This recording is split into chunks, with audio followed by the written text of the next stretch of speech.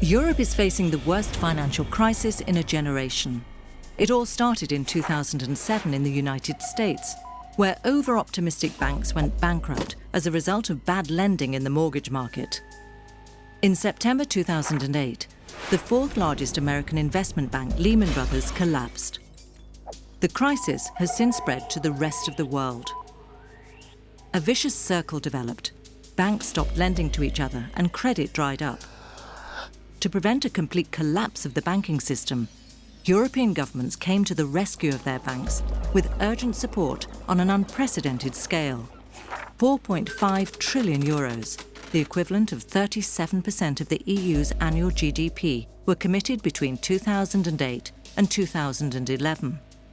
The EU also launched a Europe-wide recovery programme to safeguard jobs and social protection levels and to support economic investment. In this way, bank runs were avoided and European savings were protected. The euro broadly maintained its value and successfully shielded Eurozone countries from the worst effects of the economic crisis by providing EU companies with a stable playing field for international trade and investment. But this effort took its toll, especially since most of the money had to be borrowed. From late 2009, the most exposed Eurozone countries began to have problems financing their debts, leading to a new development in the crisis, the sovereign debt crisis. With increasing deficits and spiralling debt, the markets lost confidence in certain governments' ability to pay back what they owed. Interest rates for their government bonds soon became unsustainable. And since many of these bonds were held by other European countries and their banks, this turned into a problem for us all. This was especially true for those countries sharing the euro as their currency. This loss of confidence led the banks to reduce their lending to businesses and private households. In 2009, the EU economy suffered its worst recession since its creation. After a brief recovery, it went into a mild recession again in early 2012. As a result, unemployment reached unprecedented levels in many parts of Europe, creating hardship and increasing poverty levels. So does that mean that the euro made the crisis worse?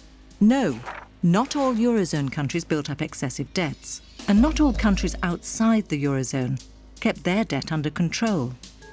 Being in the Eurozone meant that its members could count on the solidarity of other members. Because Eurozone economies are so interdependent, if one prospers, others will benefit. If one falters, others will suffer. That's why European leaders decided to step up common action. The key lesson of the crisis was that Europe needed to build a closer economic union to complement its existing monetary union and to ensure that public finances are sustainable. First, the EU introduced new, stronger rules to keep a tighter check on public debt and deficits, to make sure countries don't spend beyond their means. A new fiscal treaty was also signed to further strengthen confidence, limiting yearly structural deficits to 0.5% of the GDP. This crisis clearly shows that a debt-fueled economy is not sustainable. The European Commission will now make sure that the limits on debt and deficits are applied and that national budgets do not put at risk other European economies. This is the purpose of a fiscal union. Second, European financial supervision is being stepped up to ensure that banks are better capitalised, behave responsibly, and are able to lend money to households and businesses. This paves the way for a banking union to make sure that people's deposits are protected and taxpayers are not forced to pay for the failure of banks. Third, firewalls to protect the single currency are being reinforced through the European Stability Mechanism, a fund that will help Eurozone countries that are temporarily unable to borrow money on the financial markets or require support for recapitalisation of fragile banks. Loans will be provided if countries agree to reform their economies and restore their financial stability. Fourth, the European Union will pursue the objectives of the Europe 2020 strategy, implementing structural reforms to tap Europe's jobs potential, to boost productivity and competitiveness.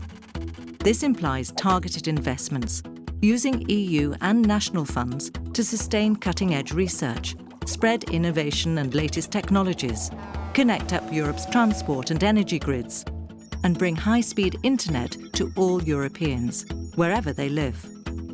Restoring economic growth is no easy task, but we are working together to deliver lasting solutions to the crisis. We need sound public finances across Europe and solidarity mechanisms for crisis situations, a fiscal union. We need stronger supervision of the financial markets, a banking union.